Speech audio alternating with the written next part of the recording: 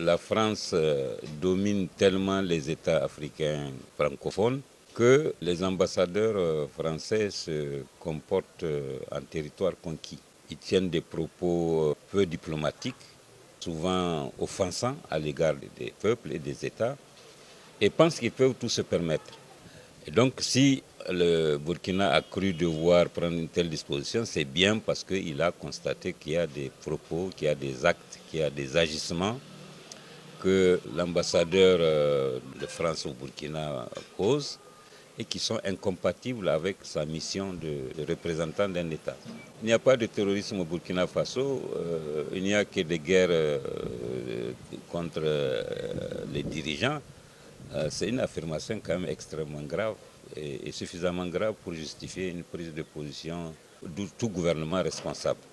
Parce que vous n'êtes pas sans savoir qu'il y a quelque temps, le chef d'État français lui-même convoquait à Paris un certain nombre de dirigeants, justement des pays du G5 et des pays confrontés au terrorisme, pour dégager une position commune.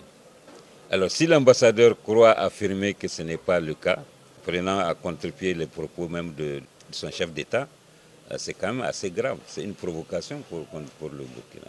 Et donc, je pense que c'est une déclaration suffisamment grave pour justifier une mesure d'expulsion.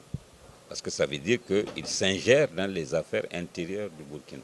Il y a quelques jours, rappelez-vous, on a fait partir la représentante de la mission des Nations Unies.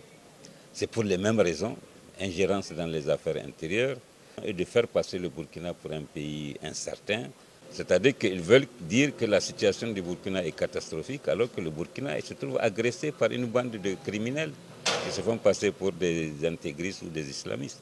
Et c'est la même chose qui s'est passé au Mali. Donc ce qui se passe est plutôt réjouissant de voir que le Burkina, après le Mali, commence à découvrir le double jeu que la France est en train de mener dans nos États.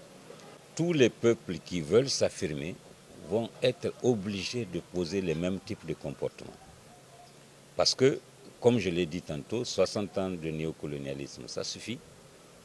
Les peuples ne peuvent plus être malmenés.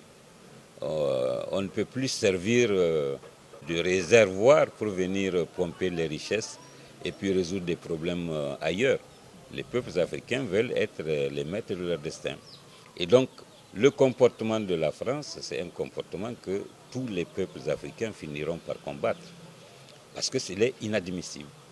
C'est la seule puissance impérialiste, ancienne puissance coloniale, qui refuse encore de voir son empire colonial mourir.